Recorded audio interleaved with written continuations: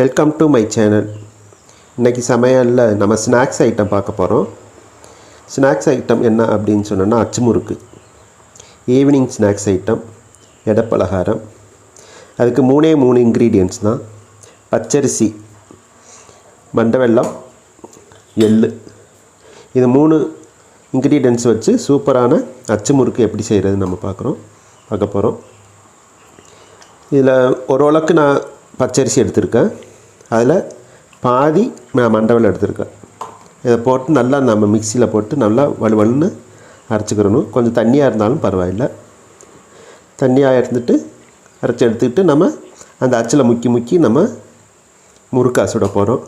அந்த அச்சு நம்ம செய்கிறதுக்கு முன்னாடி அச்சு வந்து எண்ணெயில் ஊற வச்சிடணும். எண்ணெயில் ஊற வச்சுருக்கேன். நான் அந்த ஈவினிங் செய்ய போகிறேன். காலையிலே நான் ஊற வச்சுட்டேன். அச்சு நீங்கள் வாங்குகிற வீட்டில் இருந்தால் ஓகே. அச்சு நீ வாங்க போகிறதா இருந்தோம்னா ஒரே இரும்புனால் செஞ்ச அச்சாக இருக்கணும். ஜாயிண்ட் உள்ள அச்சாக இருக்கக்கூடாது. அதை பார்த்து நீங்கள் வாங்கிக்கோங்க.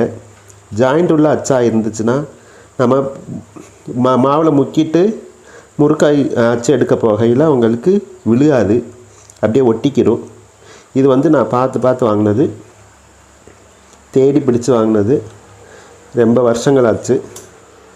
ஒரே இரும்புனால் செஞ்சால் இரும்பு அச்சு. இது மாதிரி கிடைக்கிறது அபூர்வம். நீங்கள் பார்த்து வாங்கிக்கோங்க. காரைக்குடி சைடில் நல்லா கிடைக்கும், பார்த்து வாங்கிக்கோங்க. இப்போ அதை எப்படி செய்யலான்னு பார்க்கலாம். நான் மாவை அரைச்சிட்டு எப்படி செய்யலான்னு உங்களுக்கு நான் காமிக்கிறேன். இப்போ அரிசி அரைச்சிட்டு வந்துட்டு அரிசி, மண்டவெல்லம் இதெல்லாம் போட்டு அரைச்சிட்டு தண்ணியாக, அதாவது ரொம்ப தண்ணியாக இருக்கக்கூடாது, கொஞ்சம் கெட்டியாகவும் இருக்கக்கூடாது. இந்த கண்டிஷனில் வச்சுக்கிறணும். எள்ளு வந்துட்டு ஒரு ஸ்பூனுக்கு கம்மியாக தான் போட்டிருக்கேன். நான் அதிகமாக போட்டோம்னா ரொம்ப எல்லாம் தெரியும். உங்களுக்கே தெரியும் அந்த எவ்வளோ லிக்யூடாக இருக்குது அப்படின்னு சொல்லிட்டு. இந்த அளவில் நீங்கள் எடுத்துக்கலாம். ஈவினிங் ஸ்நாக்ஸுக்கு நல்லாயிருக்கும். நம்ம கடையில் போய் வாங்க தேவையில்லை. நம்ம வீட்டிலே செஞ்சு சுவையாக சாப்பிட்டுக்கலாம். நான் அரைக்காப்படி, அதாவது 200 மில்லி தான் நான் போட்டிருக்கேன். இவ்வளோ மாவு வந்திருக்கு. நீ முறுக்கு சுட்டு பார்த்தோம்னா உங்களுக்கு தெரியும் எத்தனை முறுக்கு வருது அப்படின்னு சொல்லிட்டு.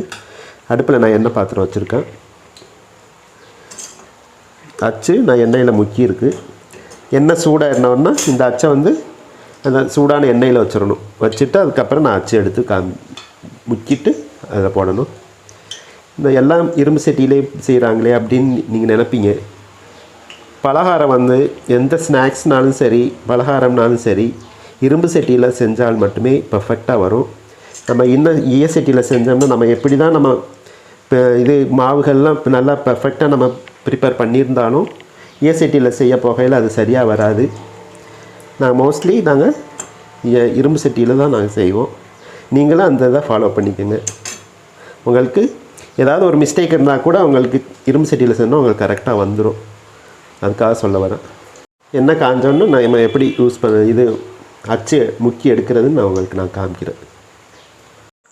இப்போ எண்ணெய் காஞ்சிருச்சு. இந்த அச்சை வந்து அந்த எண்ணெயில் முக்கி வச்சிடணும். சூடான எண்ணெயில் முக்கி வச்சிடணும். முக்கி வச்சுட்டு அதுக்கப்புறம் நம்ம மாவில் முக்கணும். அது எப்படி நான் முக்கிறேன்னு பாருங்கள். ஃபுல்லாக முக்கக்கூடாது, முக்கால்வாசி முக்கணும். ஃபுல்லாக முக்கினோம்னா அது விழுகாது. இப்போ நான் அதை அச்சில் விட்டுறேன்.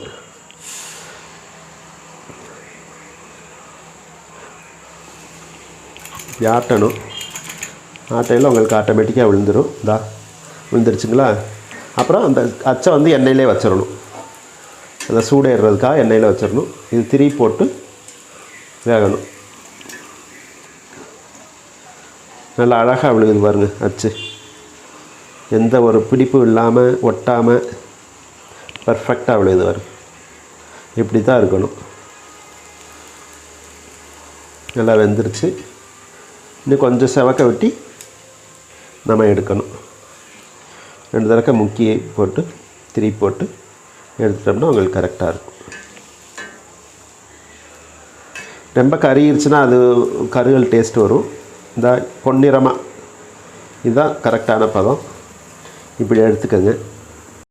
நான் அச்சு உள்ளே வச்சுருக்கேன். சூடாக வச்சாத்தே அப்படியே மாவில் வைக்கணும். ஃபுல்லாலாம் முக்கக்கூடாது, அதை ஞாபகம் வச்சுக்கோங்க. ஃபுல்லாக முக்கினோம்னா முறுக்கு விழுகாது. இப்போ நான் ஒன்றுமே செய்யலை, அது வாட்டுக்கு விழுகும் பாரு. லேசாக ஆட்டி விட்டால் போதும்.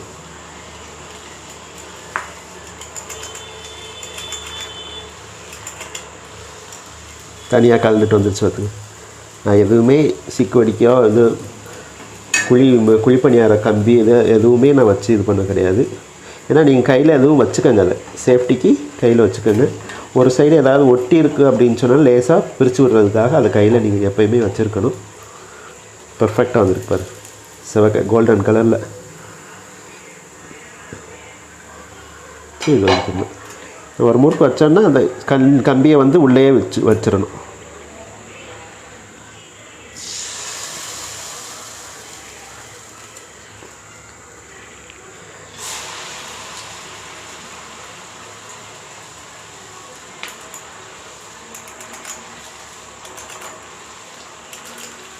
தனியாக கலந்துட்டு போயிடுச்சு. இல்லை, சூப்பரான அச்சு முறுக்கு ரெடி. Evening snacks. மழை பெய்கிறதுக்கு நல்லா சூடாக மொறுமொறுன்னு கிறிஸ்பியாக நல்லா கிறிஸ்பியாக இருக்குது. எந்த ஒரு இது இல்லாமல் சவுண்டே கேட்கும். கிறிஸ்பியாக இருக்கிறது நல்லா மொறுமொறுன்னு இருக்குது. நல்லா சுவையான அச்சு முறுக்கு தயார். நீங்களும் செஞ்சு பாருங்கள்.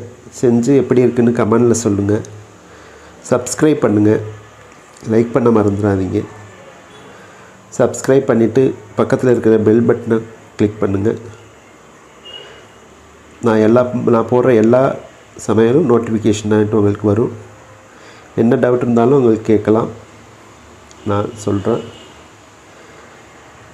அடுத்த வீடியோவில் சந்திக்கும் வரை உங்களிடம் விடைபெறும் லக்ஷ்மணன்.